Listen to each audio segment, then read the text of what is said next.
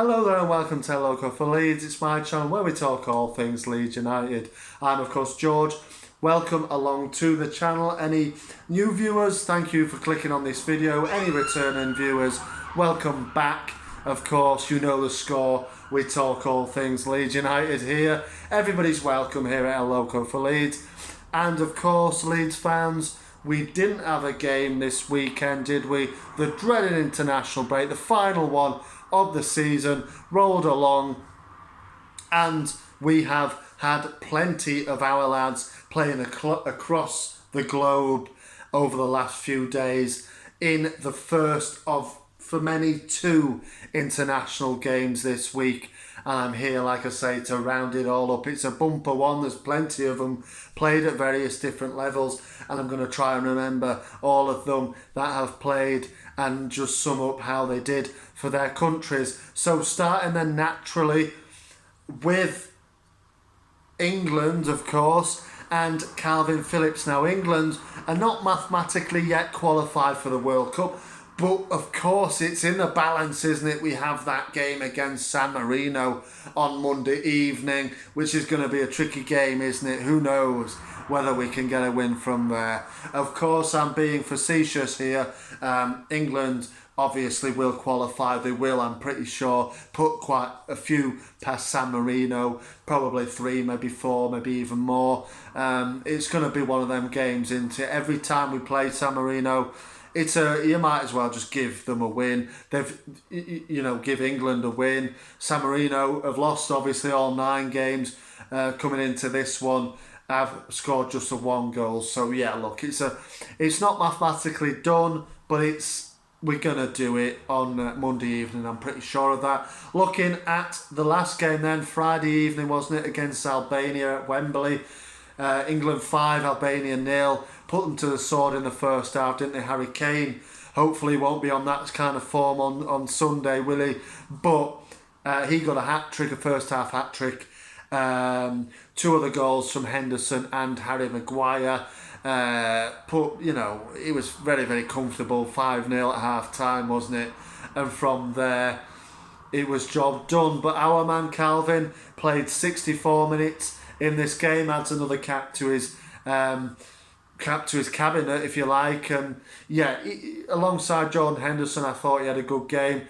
Obviously, we'll probably line up against San Marino as well. Seems to be quite a favourite of Gareth Southgate, as everybody knows now, with the Euro, sensational Euro display that he did.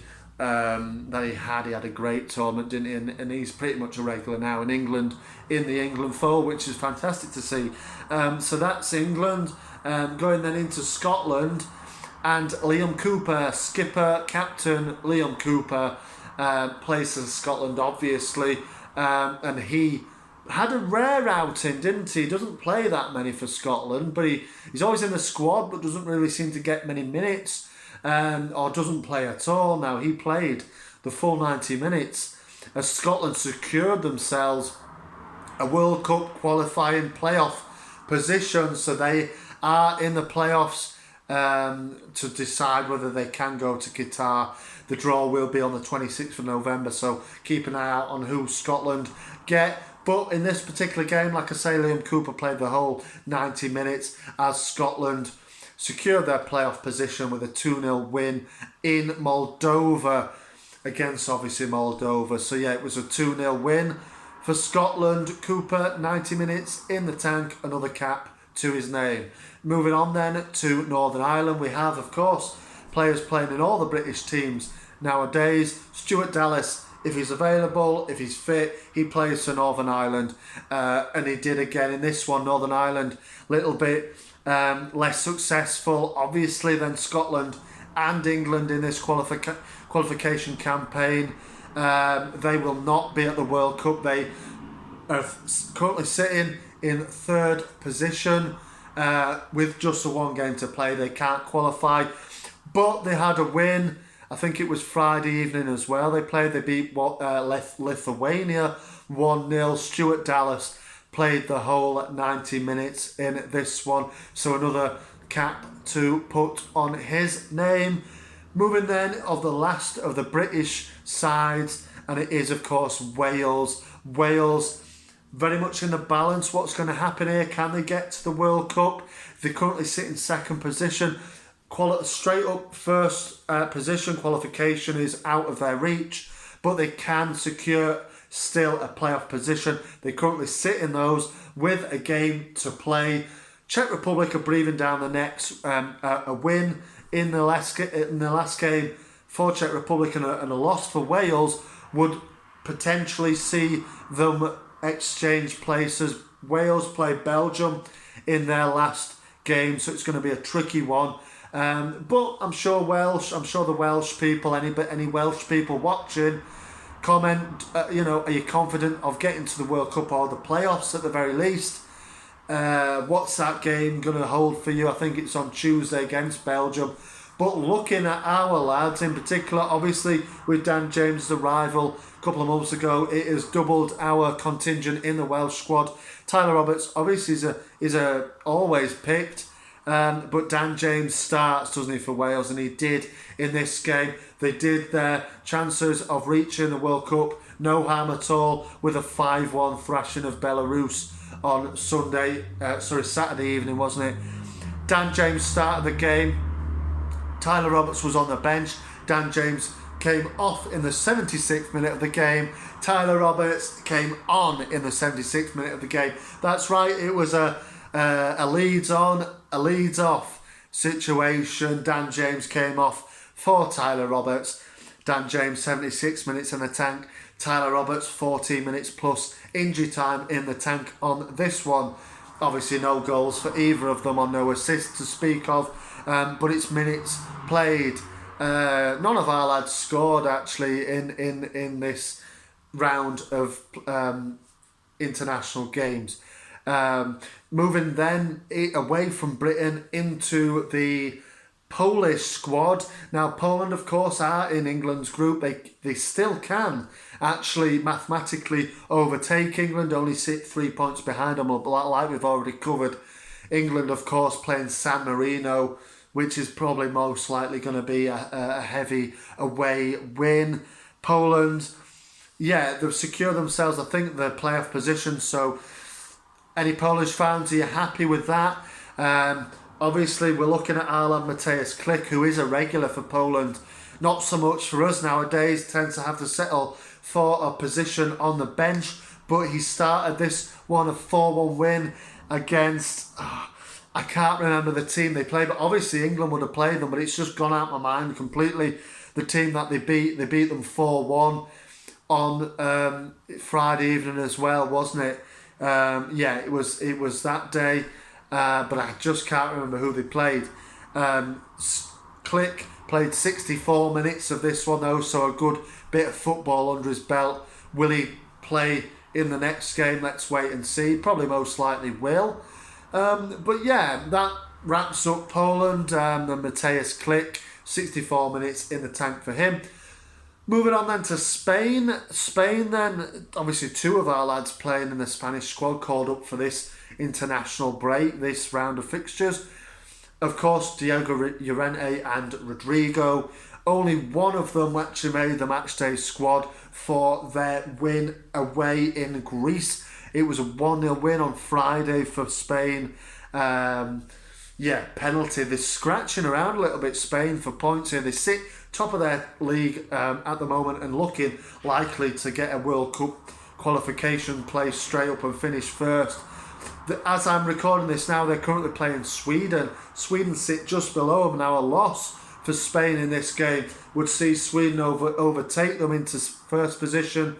Spain would have to settle for a playoff position there.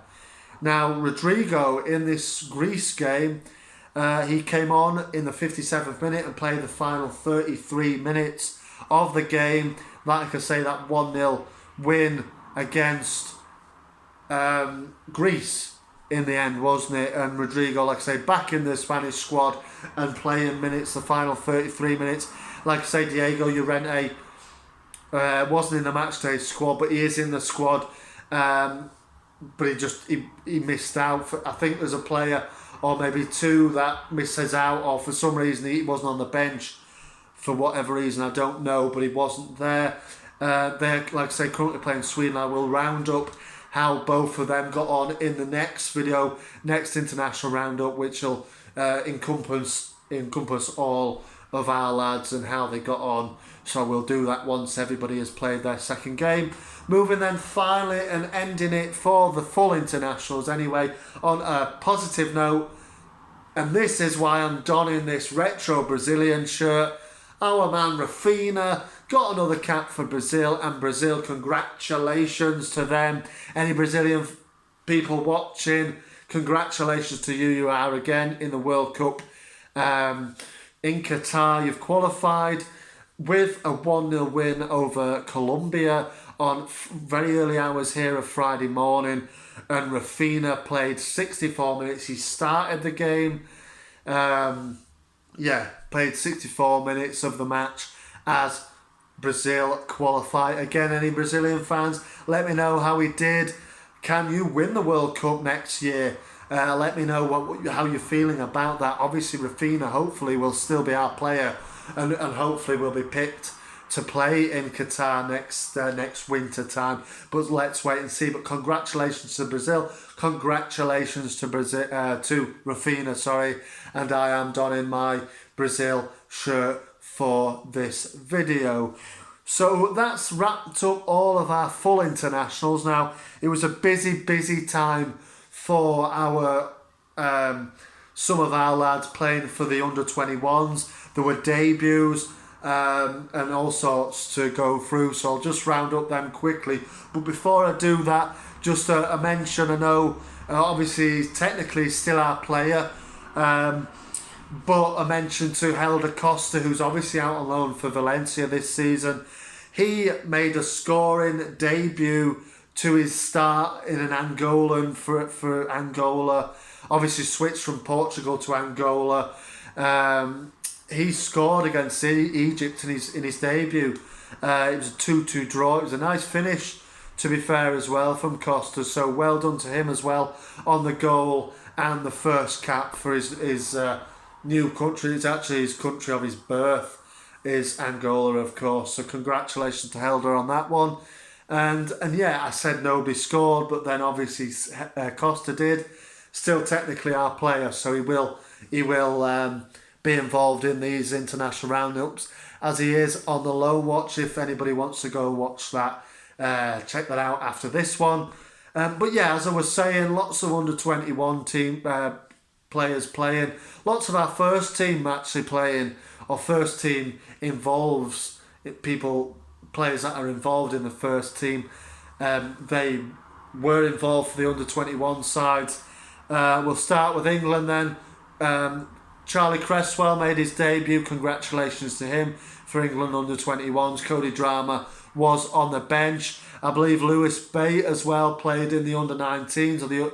I think it was the under-19s. I'm not sure if Greenwood and Gelhardt were both present in that squad I think they played Portugal. But anybody, let me know if they were. I think they might have been, but I must admit I'm not too sure. So anybody, let me know.